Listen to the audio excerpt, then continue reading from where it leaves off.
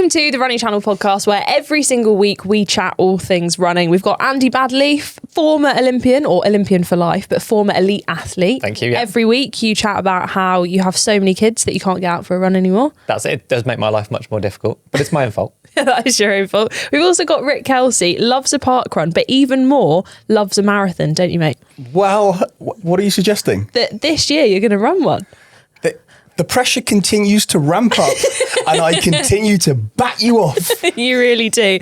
And in today's episode, we're doing my least favourite thing, talking about me. But Your least favourite thing, behave yourself. Unbelievable. I feel like we've done this already. It is, it's great. Well, so recently I've been trying to not only break a 5k PB, yes, but I've been trying to break the 20-minute barrier. And so today we're going to go into a debrief of attempts number 1 and number 2. So let's get into it. Oh, we're going to talk about news stories as well. That's what we do. And we answer questions. So don't forget the format, Sarah. Sorry. Yeah. Let's crack on with the format. Come on, get to it.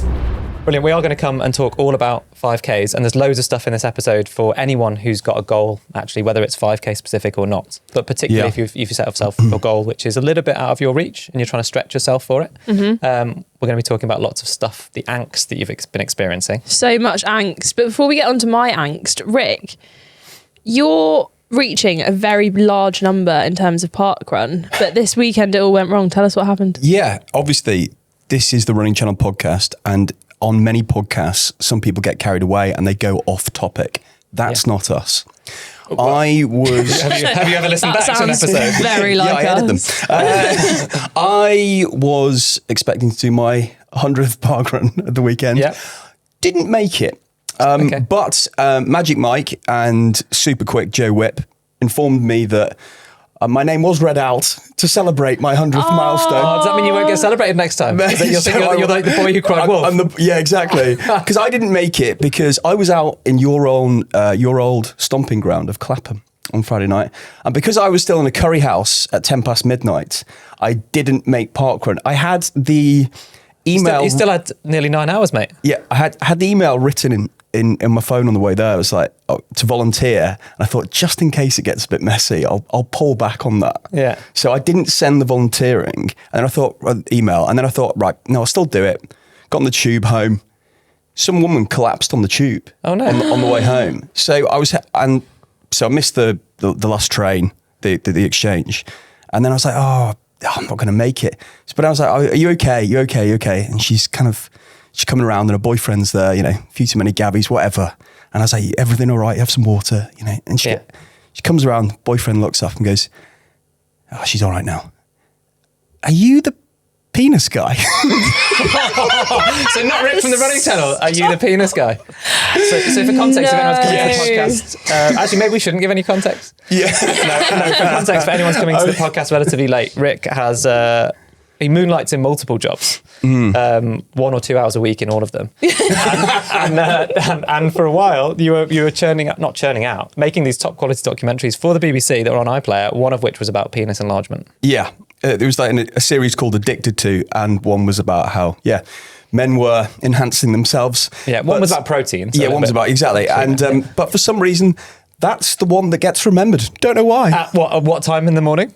This was the last tube, so it's probably about 12:30. I think it does show the level of concern that this boyfriend had for his at that point collapsed girlfriend. So clearly she was okay for him to then be thinking, are you that guy? Are you that guy? So I didn't make parkrun, and I won't get a shout out this week. So that's it. But when you finally get there, we can celebrate. Hopefully we'll do 100 this weekend. What about you two? Nice. Andy? Well, I did my first interval session in what feels like ages. It's not. I think this must be a recurring theme on the podcast, but I'd had a little bit of illness and stuff post-Christmas, or rather in February. And then, on Friday I did 10 by 2 minutes, which was awful. Great. Yeah, felt pretty gross. You were flying 10 though. by 2 minutes. Yes, did 10 efforts of 2 minutes in duration with 1 minute recovery in between each one. Okay. Roughly 10k pace-ish. But they felt horrible. But I got them done. Nice. Then a day off Saturday. And then Sunday was spent we left the house at 12 and got home at 8:30 p.m. And that was for my lovely daughter's swimming gala. It was a long swimming gala and it was only like 20 minutes away. So it was a full. She had 5 races spread across 2 sessions.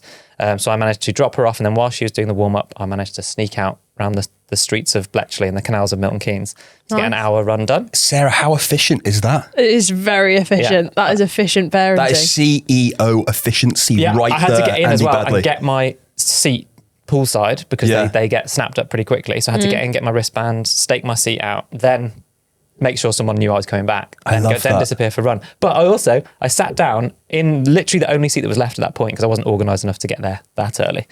So there's one lone seat left there. Went and sat down. The guy next to me turns to me and goes, "Oh, are you Andy from the running channel?" Really? Yes, unbelievable. So I get you the penis guy and you get you Andy from the running channel. Great. Yes. This is all working out well. So career choices. So I squeezed a run in, and then which I felt good about.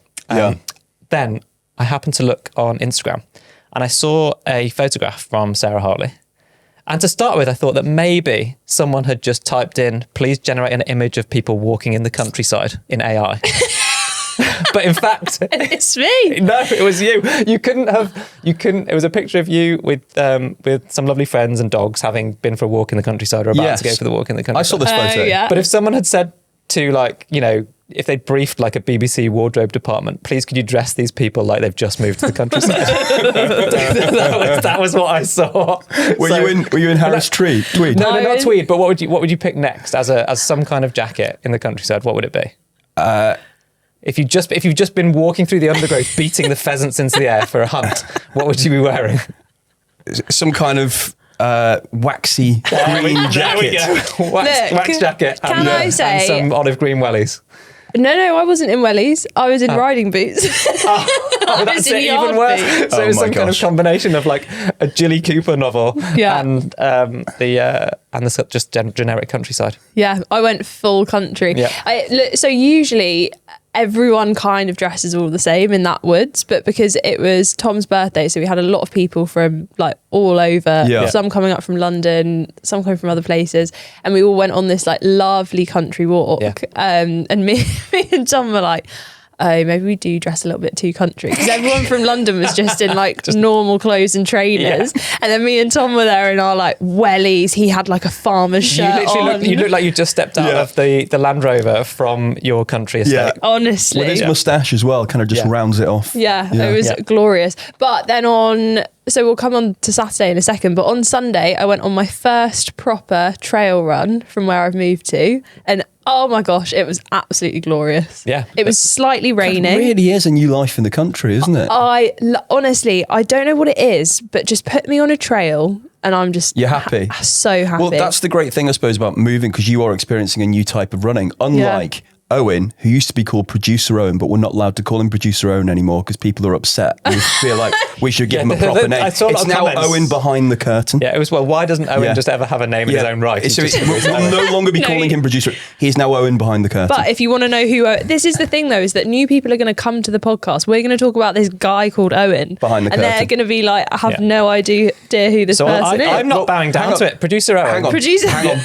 The point here is that Owen ran 32 kilometres on a treadmill on Thursday. Yeah, we're going to need a new producer because I think Owen's a lost treadmill. it. No, but I liked it. He said because he didn't want to have to think, he just wanted mindlessness, which I mean, never a problem that Rick experiences.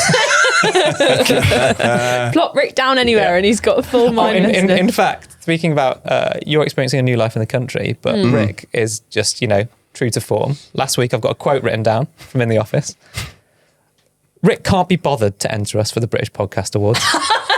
Is actually the summary. So we got the email this year asking This if we is not wanted true. to can we essentially actually- apply. And Rick was just like, oh, mate, that was a lot of effort last year.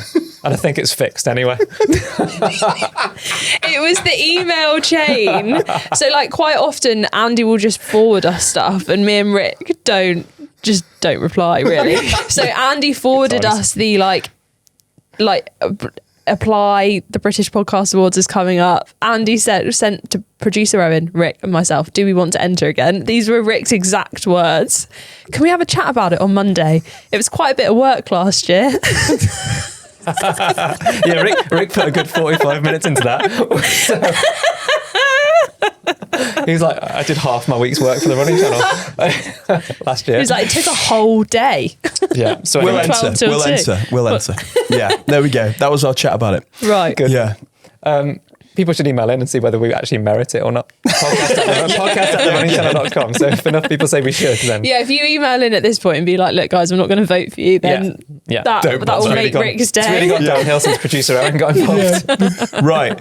Should we talk about your 5K PB attempt? Yes, let's. So by the time this podcast comes out, there will be a video on the Running Channel's YouTube, which is the kind of full video of the first attempt where Andy paced me at the run through Surrey half and 5K.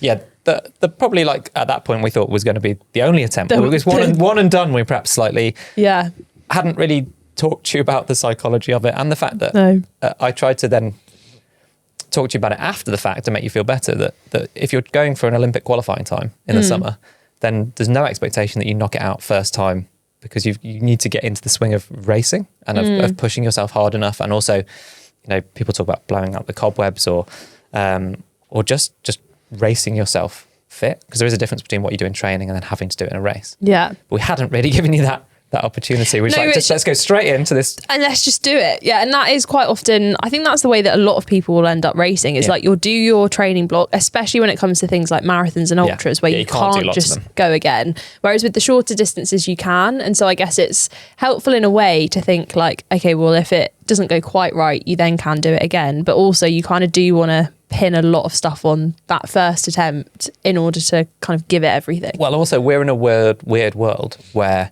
we want to tell that story to everybody. So not only are you having the pressure of talking about it on the podcast and making a whole video series about it, but the kind of behind the scenes, we're thinking, well, yes, you might not do it the first time, but if the first time you do it and you do it and we haven't gone to film it, then how do we tell anyone about it? You're just going to have to follow me around for weeks. Yes, exactly. Just on the off is this chance. going to happen? Well, that's what a true, like with the capacity to make like a true documentary, that's what would happen, isn't it? And then it would start to feel a bit more normal because you just get used to it. You wouldn't have built up to one moment. You'd be being followed the whole time. Sarah, where were you going from to? So the aim was, of course, to get to 20 minutes and you've been a training block for a couple of months to do it. But what was your time?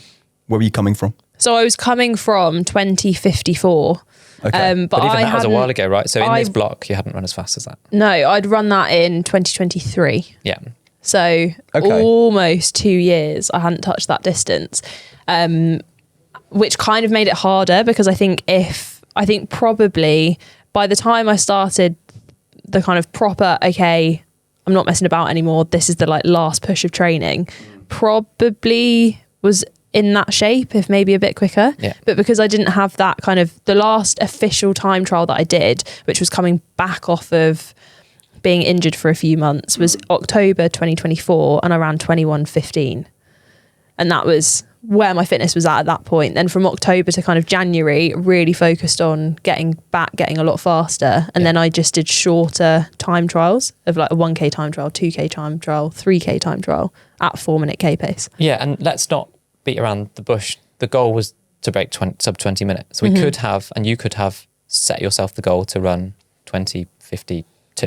Yeah. Oh yeah. Which I kind of, it's hard because we're in the business of making content. Yeah. And the title, trying to run a 5K PB, won't perform as well as trying to run a 20 in 20 minutes and 5 seconds. Well, also, to ask a genuine question, if we had set the goal of running a 5K PB where 1 second would have been enough, and that's kissing a PB in Rick's terminology, like they do in the pole vault, they only ever put their PB up by like 1 centimetre. Yeah. Would you have been motivated to get out and train for the last 3 months? No, I think it would have at least had to have been like, I always want to like break a barrier. So even we could have set it at like sub 20:45 or sub 20:30 or sub 20:20, whatever it could have been. But I think for me, I need to have like a number that I'm working towards, because then that, especially for 5K training, that gives you a pace that you're working at in a lot of the sessions. Yeah, and we actually, in an extra episode of the podcast for the Running Channel Club, we talked exactly about the idea of setting scary goals, which this was for you. So it was acknowledging that it's a goal that you might fail at.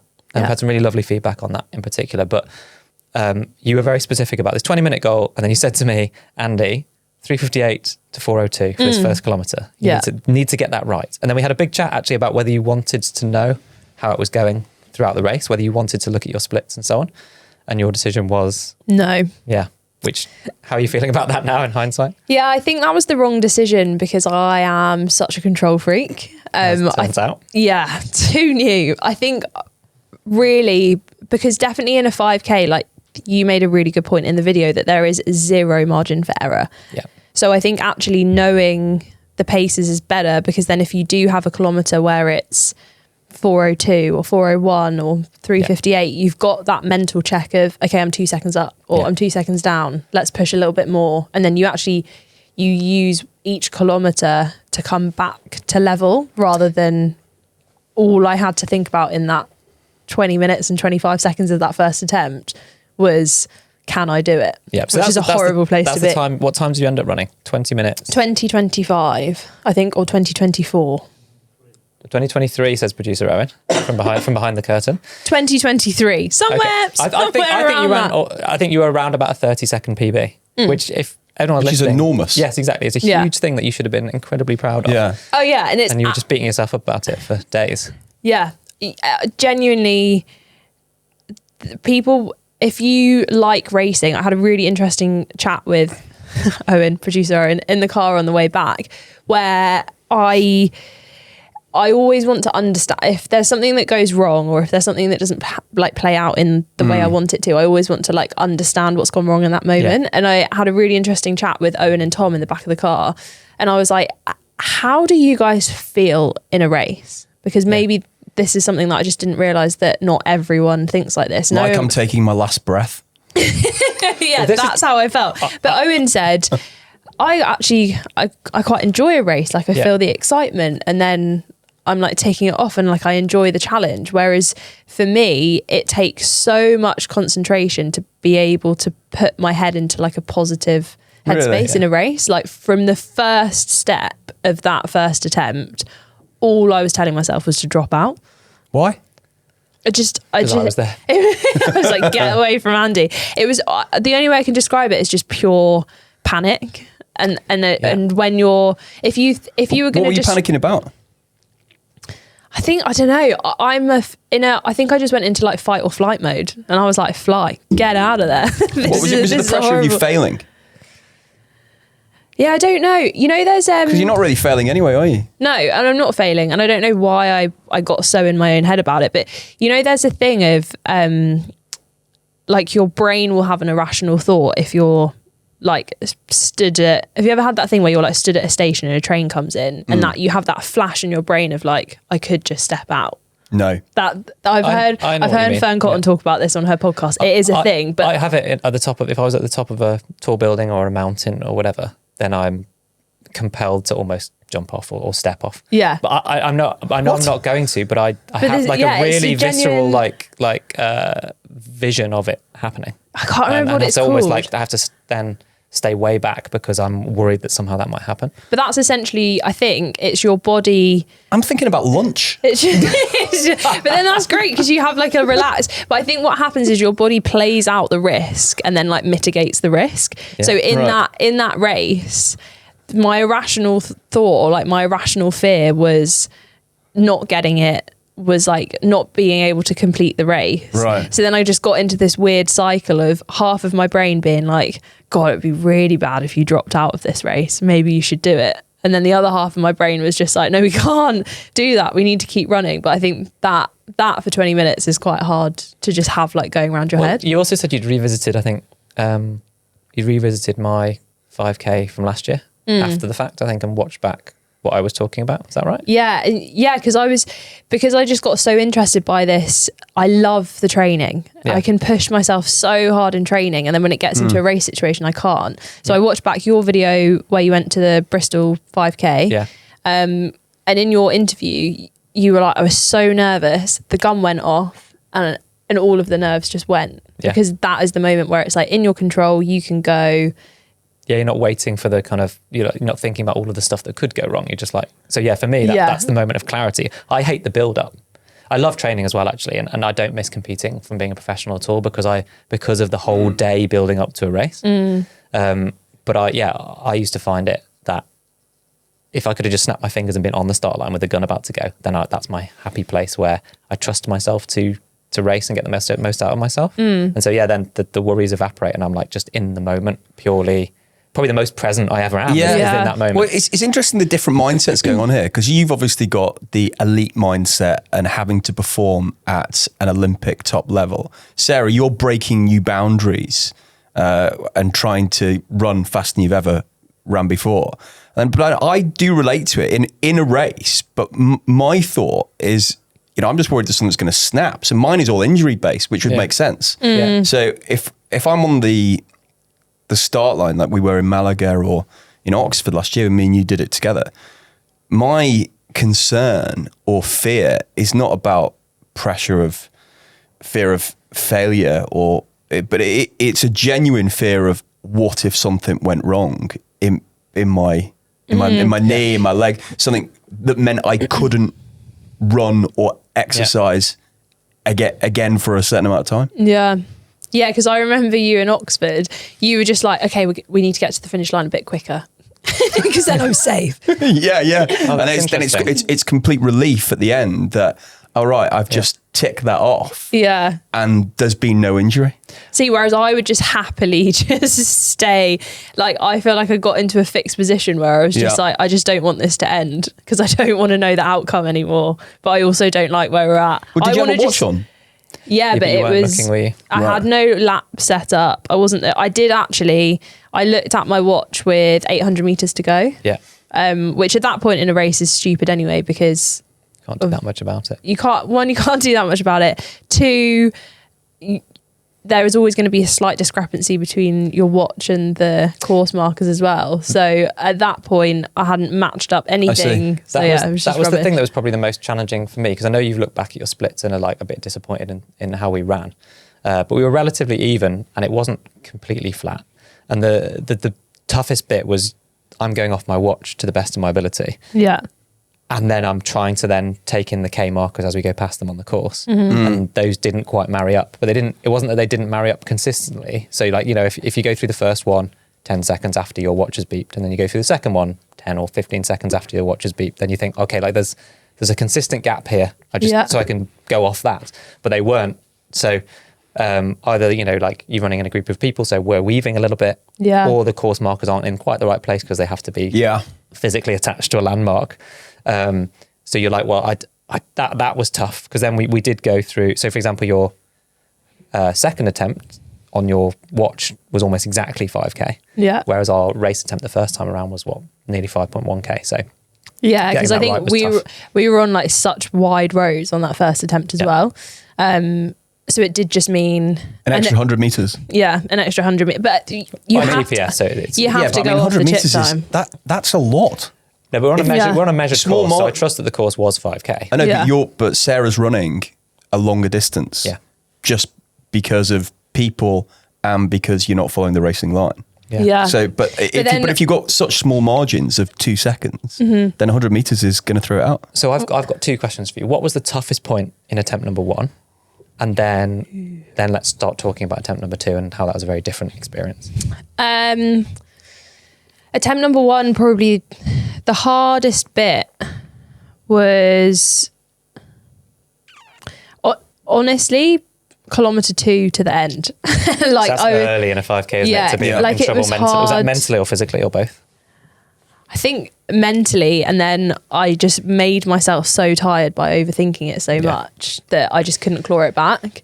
Yeah. The irony for me there is that the point of me pacing you was, the idea was like, but this is the reality of everyone experiencing it differently and how you can't get in someone else's head and understand how they feel. I see. But for me, someone else pacing it and me just not having to think at all is the dream. Great. Yeah. Because then I can just switch off. Yeah, but who'd pace you? It was people, Freddie and those robots that we talked about a few weeks ago. Wave lights on the track. Well, no, I used to have a pacemaker in the 1500 meters, and you just, like, when there was that kind of race, your job was to gauge your pace accurately relative to that pacemaker. And I think never looked at splits and stuff.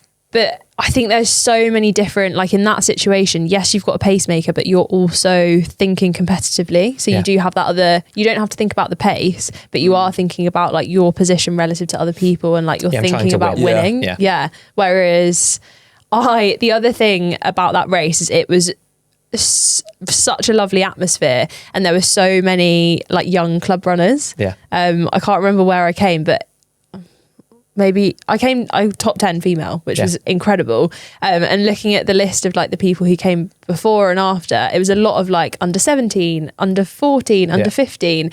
And so I think there was a lot of like imposter syndrome in that race as well, because I was looking around at like these incredibly fast people and being like, well, I don't think I should be overtaking this person. But Sarah, you were top female in attempt number 2. I was. Well, can I just finish on, there was one thing about attempt number 1, which then I'll be interested because I wasn't there for attempt number 2. Mm-hmm. You actually said to me in the warm down afterwards. Yeah, cool down, that you think you might have done better if you were racing someone that you thought you could beat, as opposed to being paced by me. Yeah. Where you were just looking at me going, well, I know he can run faster. And like, I'm not actually racing against Andy. He's just someone I've got to keep up with. And that's like a real nuance, isn't it? But it's different if you're just thinking, I want to beat this person, as opposed to just got to keep up with this person who could get inexorably faster if they wanted to. Yeah, it adds that. I think it's just that other thing to have to think about. Yeah. So should we talk about attempt number 2? Right. So clearly after attempt number 1, I was feeling annoyed. I think the psychology of it was really annoying because I'd felt so strong in training. I was so confident that I could actually do it.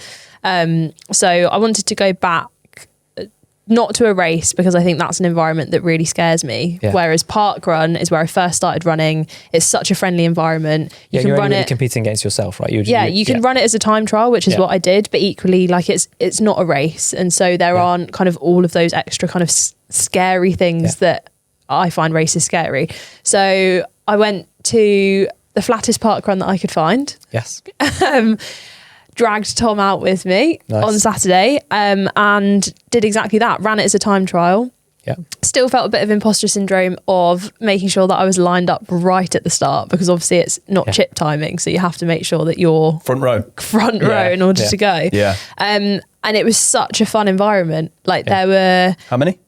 200 and something, maybe almost 300, 250. Oh, so kind of a medium size. Yeah, medium size. It was 2 laps. It was a square. Half of the square was paved, and then the other half of the square was like dusty, sandy, little bit rocky. Like compacted trail. Yeah. So not the best conditions for wanting to run really fast, but it was super flat. Super flat.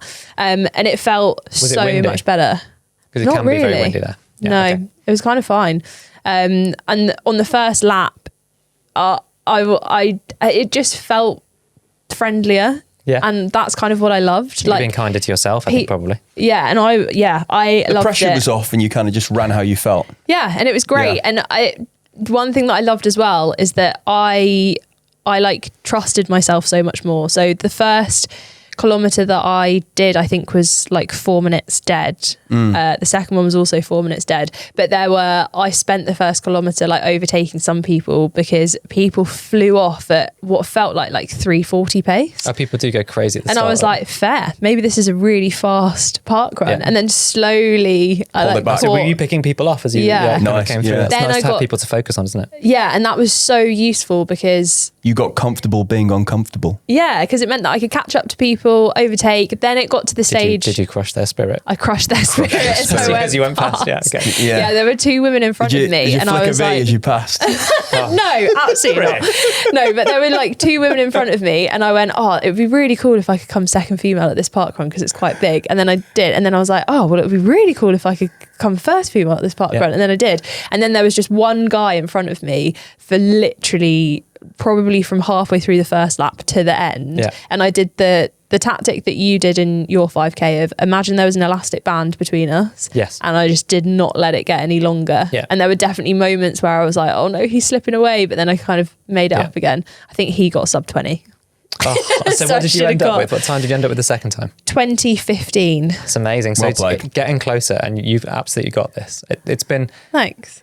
but I can't say it more clearly enough. Like all of the lovely messages of support you've had from people when you didn't quite do it, and from us. There's no, like, I know you've set yourself this goal, but we don't think any differently of you, whether or not you've done it or not. And we're just buzzing for you to kind of give it a go and to come back. You sat in this chair last week. Actually, we sat in, I can't remember where. Yeah, you were sat in this chair. No, I was still sat in it, because Mo came in last week, and you were still a bit upset. Yeah. And now just having got a little bit more like acceptance of it, and also realised that, I can try again, and maybe I can try again. Well, yeah, or maybe and genuinely, that's like where the running channel community really came in, because there were so many lovely comments on Instagram, Strava, some really, really lovely comments in the running channel club as well. And I've actually we have a page set up within the running channel club called Sarah's Sub 20. I think the attempt's now been taken off. So Sarah's Sub 20, and that was just a page for me to share updates before the first attempt. Now it's kind of turned into a bit of a training journal, training diary. I will just post updates in there of how I'm feeling, or how essays in there. Honestly, it is my training journal. Yeah. And it's been so useful because so many people have said, I've tried to go for Sub 20 as well, and it took me 4 attempts or 5 attempts. And have this as like a lasting message for if like you've had a similar thing where you had a race that didn't go to plan. If Kipchoge is allowed 2 attempts to break 2 hours in a marathon, I think the rest of us are allowed a few attempts to get our goals too. Thanks for informing us, Sarah. No problem. Should we do some news? Let's do it. I really like this news this week. So this is the fastest and slowest park runs in the UK. So Mark from the Running Channel has written this up based on a whole lot of data that's come out. I cannot believe my park run is not in the slowest park runs in the UK. I'm sorry. We still need to come and do your park run, but I've done... What's happened is they just couldn't get around to measure it. The equipment failed at that height. They didn't. Actually, that's true. I did hear that the official measuring team didn't bring crampons, and didn't bring their full mountaineering equipment. Damn right. They didn't have their ropes. Damn right. And all of those ladders and stuff that you need. two joke. You threatened to come. You never came. Have you ever done Willicombe Dunes, which is one of the slowest? Is that the? It's literally on. It's literally on a sand dune. Are you trying to argue with that? Yeah, but it's flat. Isn't? Oh no! Well, it's a little bit bumpy. It's not flat. Little bumps. Little bumps. It's tough, that one. Is it? Yeah. That one is hard. Right. Yeah. So fastest: Pegwell Bay, Walsall, Arboretum. Thank you. Battersea, very fast. That's a relatively new one as well, isn't it? Battersea. Yeah. I went to the second Battersea Park Run. Nice. Flex. Isabel Trail, Maine, and then Bromley Winter Course. Yeah, because I love that some park runs have different summer and winter courses and different, or a main course or whatever, depending on whether whether there are events going on, or whether, I know there's one in the New Forest, which is one of the most beautiful ones I've been to, Brockenhurst, and that has to change based on like tourist seasons and so on, and when they're allowed to go into the enclosures in the forest and things. And then slowest, we've got Mount Edgecombe. Is that your one? No. It doesn't have Mount. That's so weird. I think ours, right, this is so odd. I think they run it backwards on a leap year. I mean, that's so good. Sounds like every 4 years they run it in the February. They run it backwards. It's happened once, I remember. Anyway, sorry, go on. Willicombe Dunes, which I've done, horrible. Durlston Country Park, Winlatter Forest, and then that's a steep one. Winlatter Forest, Great Yarmouth North Beach, and I'm pretty sure that is all on sand. That last one, and they're all given a points grading based on the relative median finish time in average conditions. So there we go. And I think roughly 1 point difference equates to 30 seconds slower over the 5K run. That's great. I'm going to read the article. Also, the world's best by a mile, sizzling Sam, is it Ruth? Yep. Sam Ruth strides his way into athletics history. Yeah, this is really cool. Yeah, Kiwi miler, 1500 metre runner. He's only 15. I think when he did this, he was 20 days-ish short of his 16th birthday. So he's become the youngest person ever to run a sub 4 minute mile, running 3:58 in Auckland the other day. Rapid. Paced round by one of his training partners. He also recently became, I think, the youngest winner ever of a men's national title. Oh, really? Like senior national title in New Zealand. I think he won the 3K. How old were you when you first broke a 4 minutes? It was 2004. So I was either 21 or 22. I think I was 22. So a lot older. Big. Yeah. I mean, he's still in school, which is crazy. So that's so cool. What are you doing? Oh, I'm going to do my homework and then I'm going to run a sub 4 minute. Yeah, nice. Exactly. Well, actually, there's an 18-year-old from from Australia. So something crazy is going on down under in general. Who ran a 3:47 mile recently. I think. Wow. Which is absolutely crazy. Wow. Oh, and just before we go, Berkeley Marathon as well. Yeah, no finishes. So last year was a record number of finishes. I think there was 5 finishes, including the first ever female finisher, Jasmine Paris, who we spoke to on Running Channel Meets. This year, everyone was anticipating that they would make it much harder because almost Laz Lake, the organiser, I guess, doesn't want people to finish. He doesn't want it to be easy. It's been called the race that eats its young. Yeah. There were no finishers. John Kelly, who has finished previously, he was the only one that completed 3 out of the 5 loops. Which is called a fun run. Yes, the fun run. It's absolutely crazy. So it was much tougher this year. I find this quite reassuring. You know, every week we talk about new records and incredible achievements by celebs and athletes breaking new distances and times around the world. I just like a bit of failure every now and again. Oh, Rick. Wow. Okay. Questions? Let's do it. Hi, Sarah, Andy, and Rick. My name's Steer, and I live in Amsterdam, the Netherlands. I'm a great fan of the Running Channel YouTube videos and the Running Channel podcast, and I've heard loads of good advice, interesting science, and some fun, useless banter. Thank you for that. Mainly that one, I think. Yeah. My question, when searching the internet for tips on training and recovery, as one does, I often come across advice that is prefaced with the words, if you are a beginner runner. I'm wondering, when are you not a beginner anymore? This is a good question. I'm curious to know how it would feel to define a beginner and whatever comes next. Yeah. What do you two think? So I think, there's a little bit of extra context here, which is how would you describe it feels not being a beginner anymore? Does running ever get easier? Or does it get easy? And can you remember when you had your rites of passage? This is interesting. Yeah, because I don't think beginner is about pace. No. Personally. Neither do I. Also, Stare, when searching the internet for tips on training and recovery, as one does, clearly it should just be the runningchannel.com. Yeah, when you say the internet, you just mean... the Running Channel YouTube. The Running Channel YouTube. We are the internet. When it comes to running. Yeah, that's what we like to think anyway. Yeah. I think it's about your level of kind of confidence and experience. So if you've been running for several years, then I don't think you're a beginner runner. Yeah. And that's just like, but I suppose you could have been running quite a lot, but have no knowledge about running, and so never have learnt about, I don't know, nutrition or shoes or like actually how to follow a training plan and stuff. So you've been a beginner for 10 years, 20 years? I don't know though, but I think, if you have been running 4 or 5 times a week for a few years, then I don't think you should go into running a beginner training plan for a marathon, for example. No. Even if it's your first marathon. But then that's what's hard, because in the Runner app, for example, when you sign up to a new training plan, they classify it and they give like a description. Yeah. And then, so I put myself in either advanced or elite. Oh, hello. I never click the button though that's like more mileage. No, thank you. Yeah, because you can toggle on extra miles. And that describes like, do you regularly do interval sessions, or do you regularly run further than X distance? So I think you're a beginner when you start, but I don't think there's absolutely, you don't have to not be a beginner by a certain stage. Like for example, whenever I sign up to do strength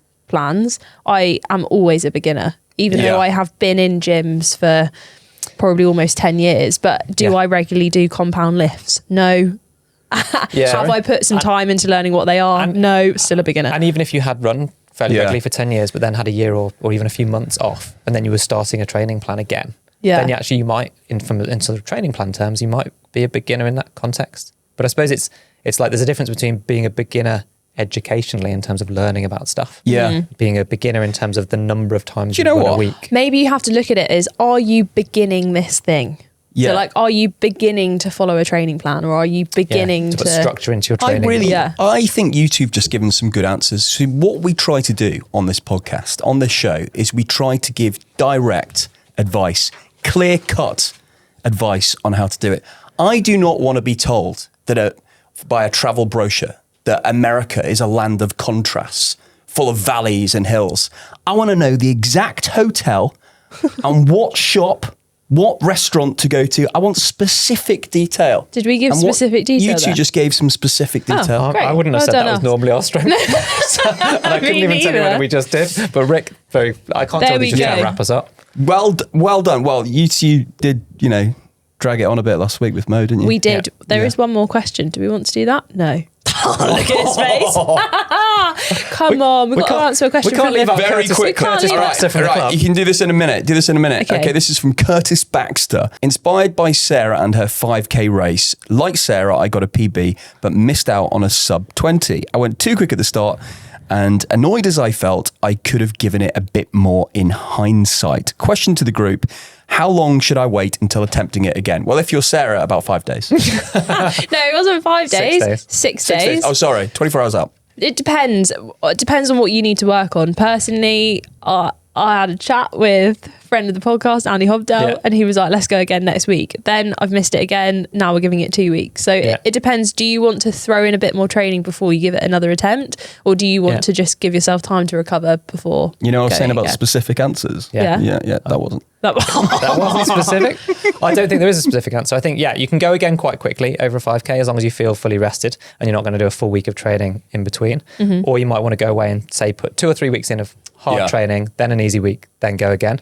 But you've got to bear in mind, if you were to just basically have a taper week, race again, have another taper week, race again, there'll be an element of racing yourself faster, but also your fitness will be slightly declining because you're not doing the training. So you've got to balance those two things. Great Look stuff. at my Strava from this week, because what I need to do this week is disgusting in terms of interval sessions. Good.